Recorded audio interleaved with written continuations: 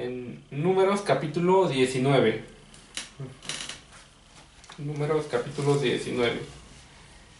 Esta parashá se llama Jocat. Y empieza en Números capítulo 19, versículo 1 y termina en el 22, versículo 1. A lo largo de esta porción hay diferentes temas que estudiar.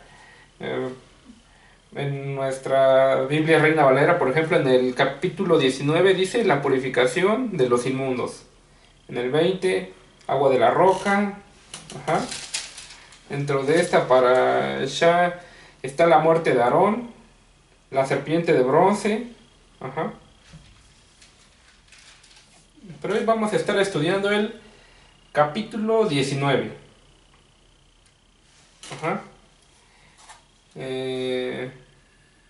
Voy a darle lectura a los primeros dos versículos. Amén.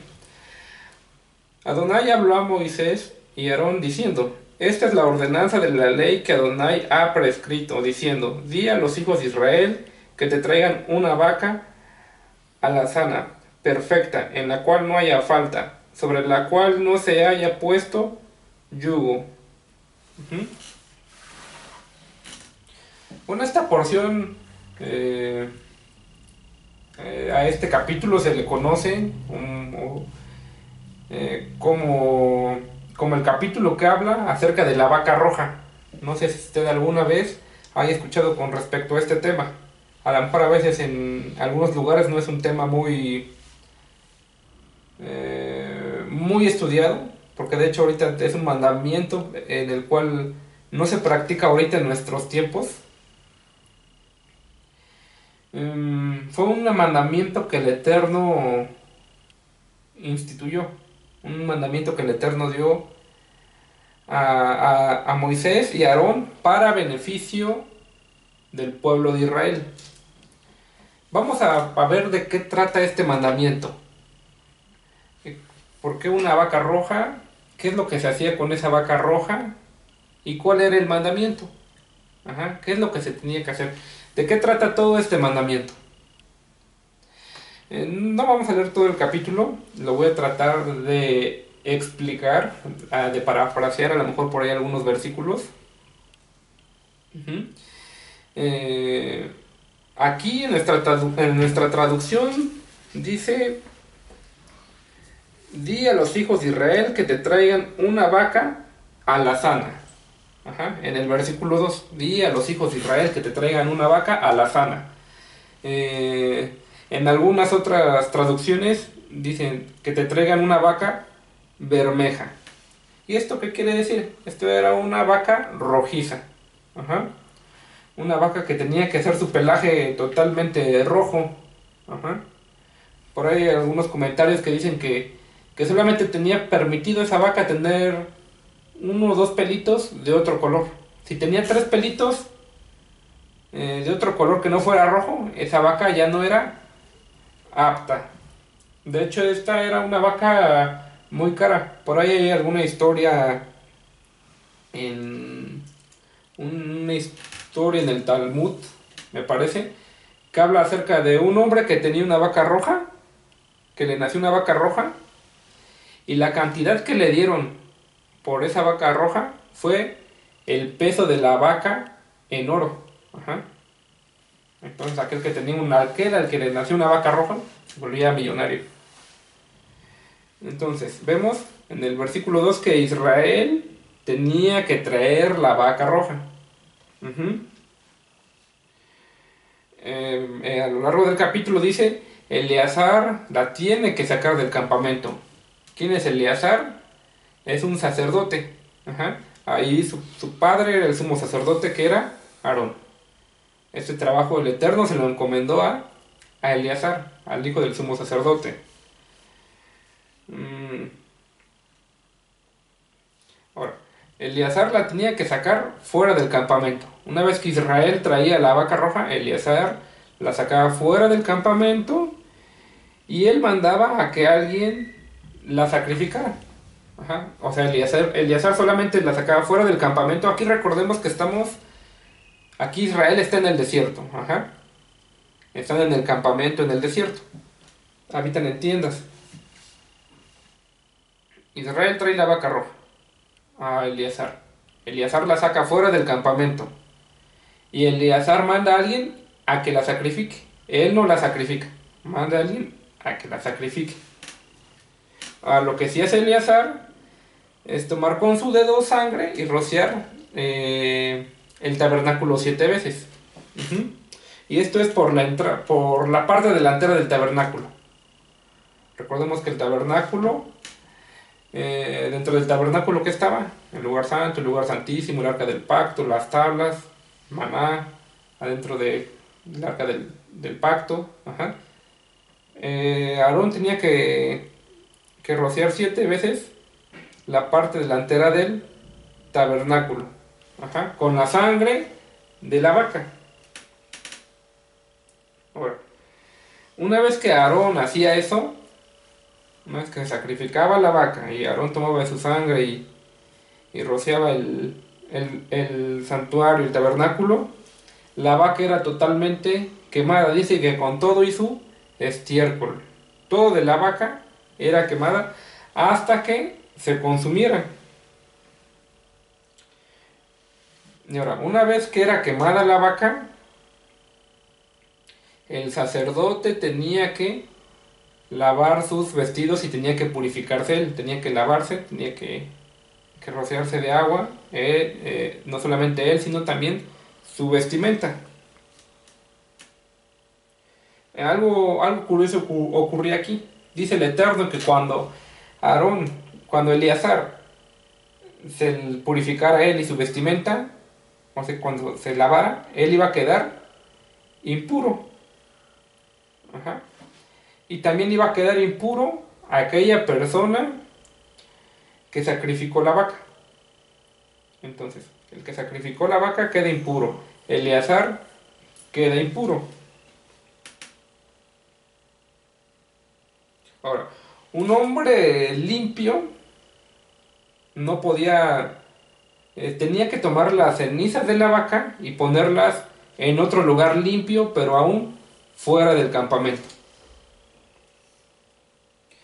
Ahora, este que recogió las cenizas, pues no podía ser Eleazar y no podía ser aquel hombre que sacrificó la vaca, porque eran impuros. Tenía que ser otro hombre diferente. Ahora, cuando este hombre recogía las cenizas y las ponía en otro lugar limpio, fuera del campamento, este hombre, al hacer este acto, también quedaba impuro. Y también tenía que lavar su vestimenta. También tenía que ver una purificación.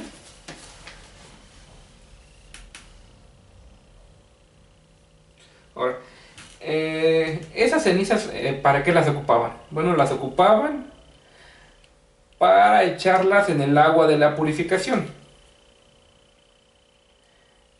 Una vez que es sacada la vaca fuera del campamento, es quemada la vaca, ya se purificaron todas aquellas personas que participaron para el sacrificio, para apartar las cenizas a otro lugar. Una vez que ya sucedió todo eso, esas cenizas eran tomadas y eran echadas en el agua para la purificación. Entonces en el agua de la purificación eran echadas las cenizas de la vaca. Y ahora, ¿qué es lo que se hacía con esto?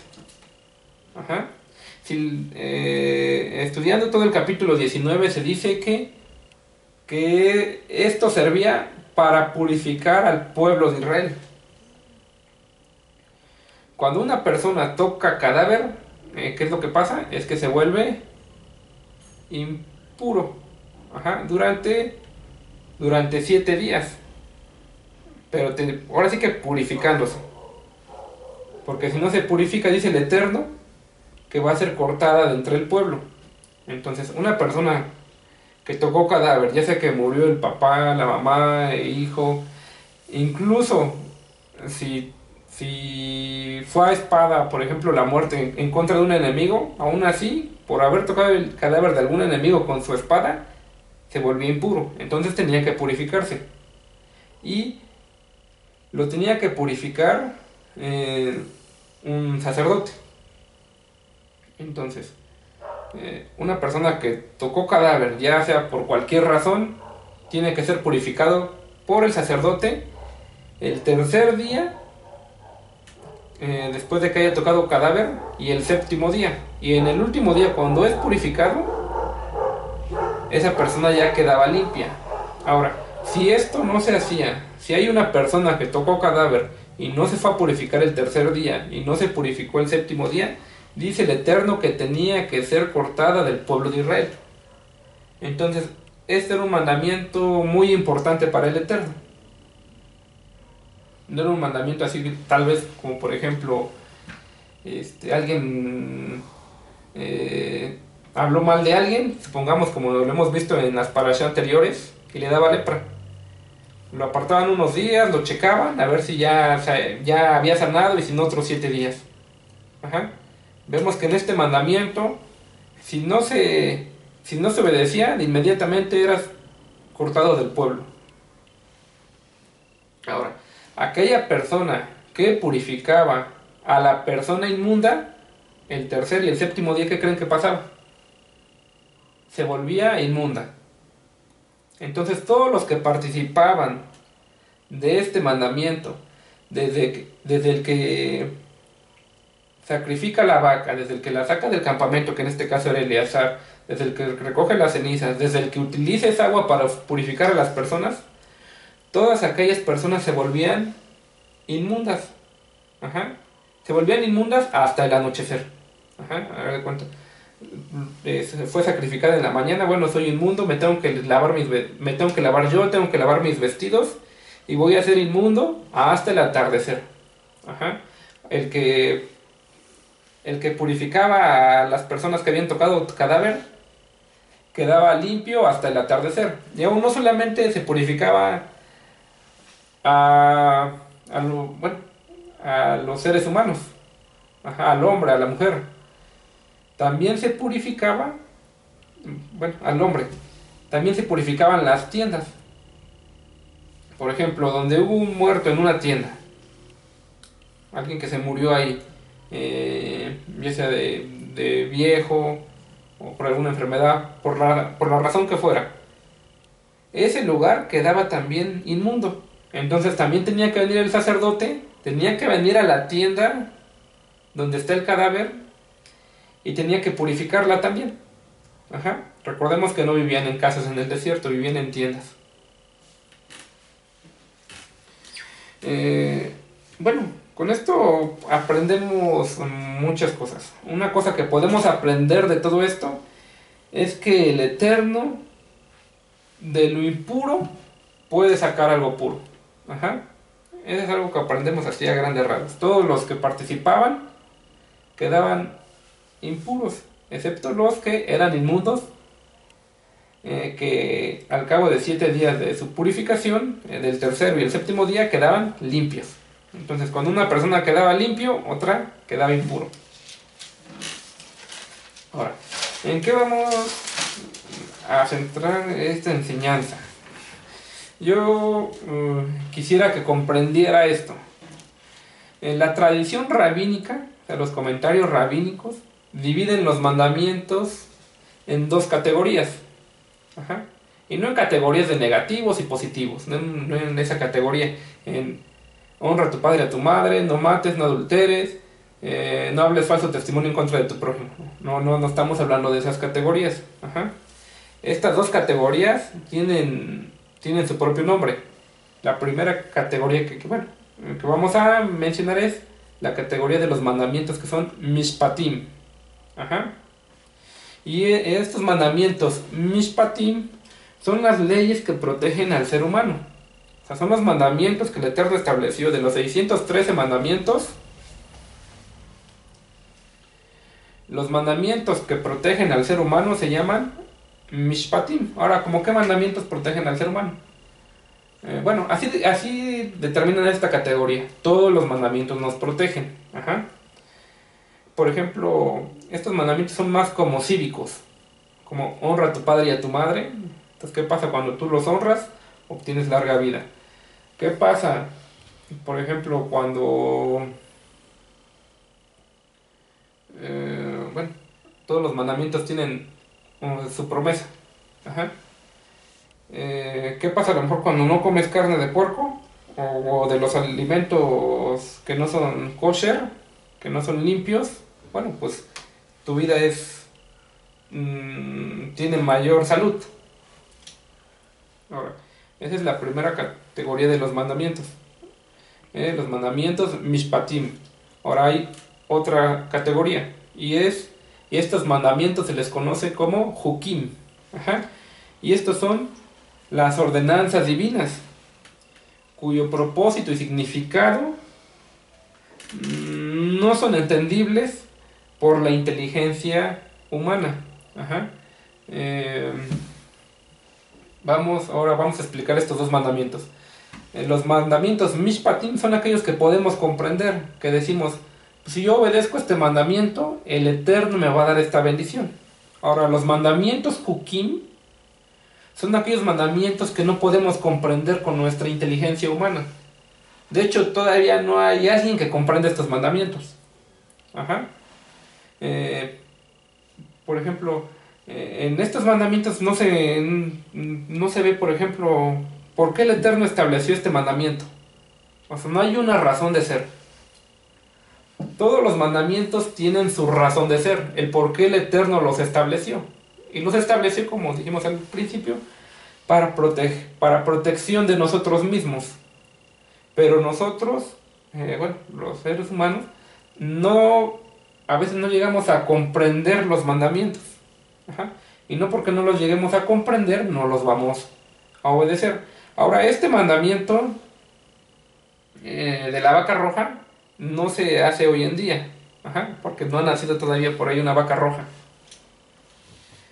Y tendría que estar construido el templo.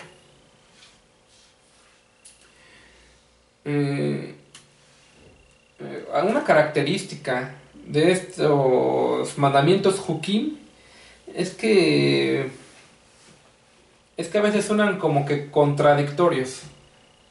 Ahorita vamos a mencionar otros mandamientos de la categoría de hukim. Por ejemplo, el mandamiento que acabamos de leer de la vaca roja es contradictorio de que todos aquellos que participan para sacrificar a la vaca y para las cenizas, para sacarla fuera del campamento, todas esas personas que participan se vuelven inmundas. Y todas aquellas personas que son inmundas, a través de eso, se purifican. Entonces puede ser como que contradictorio. Hay muchos mandamientos que todavía no se le encuentra su razón de ser, todavía no los podemos comprender con nuestra inteligencia, dado que son de naturaleza divina. Por ejemplo, vamos a ver otro ejemplo de un mandamiento que se considera hukim. Dice el Eterno que no vistamos o que no tengamos prendas que estén fabricadas con lino y con lana. Ajá. O sea que si mi camisa es de aquí para acá lino y de aquí para acá lana, no se puede... Estoy violando un mandamiento del Eterno. Ahora, la razón de ser, algunos dicen haberlo a lo mejor ya comprendido por ahí, y otros afirman de que pues, no le encuentran la razón de ser. No entienden por qué el Eterno estableció este mandamiento. Ajá. Así como el de la vaca roja. Y también es un poco contradictorio porque los tzitzit tenían esta combinación. Entonces uno dice, pero ¿por qué los talit sí están hechos con lana y con lino? Ajá, en la tzitzit era cuando se usaba, me parece que la lana. Ajá. Entonces ahí es contradictorio. ¿Por qué el Eterno después establece un mandamiento cuando dice háganse sus talits? Y este mandamiento pues es contradictorio. Otro mandamiento pudiera ser el de la carne con leche. Ajá. ¿Por qué el Eterno no quiere que revolvamos carne con leche? Ahora hay muchas posturas que dicen, no, pues por salud, porque así vamos a percibir más la palabra del Eterno, vamos a tener más sensibilizados nuestros oídos espirituales, con mayor facilidad el Espíritu del Eterno, el Espíritu Santo, va a estar dentro de nuestro tabernáculo que es nuestro cuerpo. O sea, hay muchas posturas. También muchos afirman que no encuentran la razón de ser de ese mandamiento. Y a lo mejor nosotros de los mandamientos que hemos escuchado, a veces no encontramos la razón de ser. Ajá. Un ejemplo podría ser que honres a tu padre y a tu madre. Pero tú podrías decir, no, pues, pero es que mis padres no fueron buenos conmigo. ¿Cómo es que la palabra, cómo es que las escrituras me piden que los honre? Ajá. Entonces muchas veces no puede ser, muchas veces eso, los mandamientos del Eterno no son incomprensibles. Pero no porque son incomprensibles para nuestra mente, no los vamos a obedecer. Ahora, todo, como dije al principio, todos los mandamientos tienen su razón de ser. El hombre más sabio que existió después de nuestro maestro, Yeshua, fue el rey Salomón. Se dice que él pudo comprender la razón de ser de los 613 mandamientos, excepto del de, bueno, 612, excepto el de la vaca roja. Él pudo comprender por qué el Eterno estableció no pongas lana con lino en una prenda. Él comprendió por qué honra a tu padre y a tu madre. Él comprendió el por qué no revolver carne con leche. Él comprendió casi todos los mandamientos excepto uno. Ajá.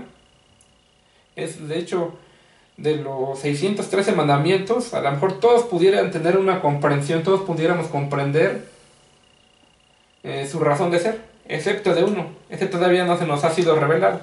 Se dice que Moshe conocía el porqué.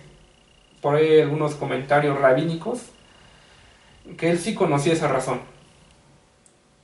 Bueno, pero después de él, ni aun Salomón pudo comprenderlo. Ajá, él estudió toda la Torá de arriba abajo, él comprendió muchas cosas, pero menos este secreto. Ajá. Ahora, ¿por qué no lo comprendió? Bueno, no lo comprendió porque su lógica es divina. Tal vez nuestro entendimiento, nuestra inteligencia humana, no lo comprendería. Ajá. Ya va a llegar el momento en que Yeshua nos estará enseñando sus escrituras, nos estará enseñando la correcta interpretación de su palabra y Él nos las explicará.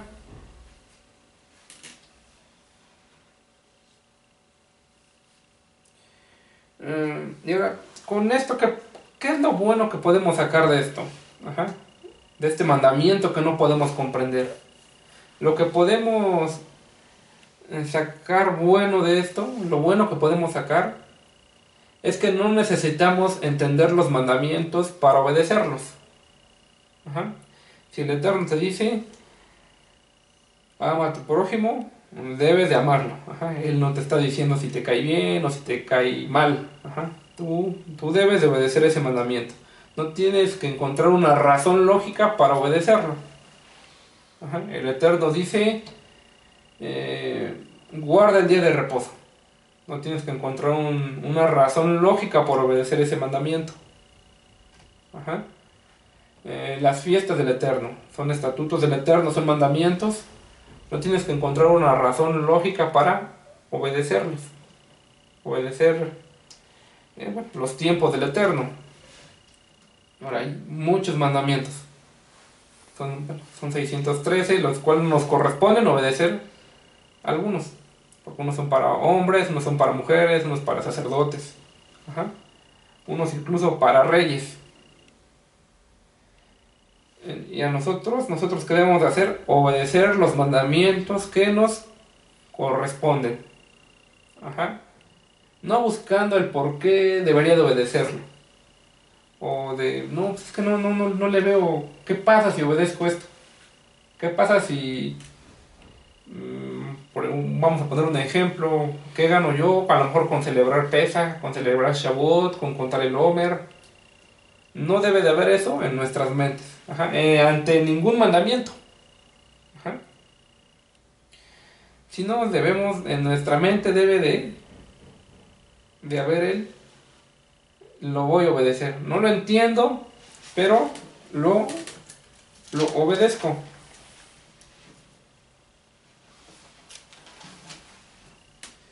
Por ahí hay algunos comentarios de nuestros hermanos judíos que dicen: no tengo derecho a cuestionar, cuando se refieren al mandamiento de la vaca roja o a un mandamiento Jukim. Ellos dicen: no tengo el derecho yo de cuestionar los mandamientos del Eterno. Ahora, eso debe de estar en nuestras mentes cuando hay un mandamiento que no comprendemos, que nosotros no debemos de cuestionar lo que el Eterno dice, debemos de hacer lo que el Eterno dice. Ahora, pudiera haber el caso de que los mandamientos a veces se nos es difícil de obedecerlos. Ajá. Pero no porque se nos haga difícil vamos a cuestionarlos. Todos nacimos con un enemigo. En el momento que nacimos se nos fue asignado un enemigo que nos va a perseguir por el resto de nuestras vidas. Ajá. Ahora ese enemigo va a provocarnos a que desobedezcamos la palabra del Eterno. Ya puede ser la mentira, ya puede ser el robo, el asesinato, la idolatría. O sea, todo eso, cuando tú naces, a cada uno se le da un cierto enemigo. Y con eso vamos a batallar todas nuestras vidas. Pero igual depende de nosotros si ese enemigo va a ser un enemigo muy grande o va a ser un enemigo muy pequeño. Ajá. Y cuando tenemos ese enemigo, es a lo mejor cuando pudiéramos nosotros cuestionar los mandamientos del Eterno. Uh-huh. A lo mejor ahí tú te pudieras dar cuenta cuál es tu enemigo. Cuando tú estás cuestionando algo que viene en la palabra de Dios. Tal vez vamos a poner el ejemplo de honrar a nuestros padres. ¿Por qué voy a honrar a mi padre si me trató mal? Ajá. Bueno, pues a lo mejor tú tengas que batallar con eso toda tu vida, pero depende de ti si ese enemigo tú dejas que crezca o si ese enemigo es pequeño, aunque va a estar ahí siempre, a lo mejor porque tú no puedes borrar de tu mente a lo mejor que tus padres te maltrataron, a lo mejor,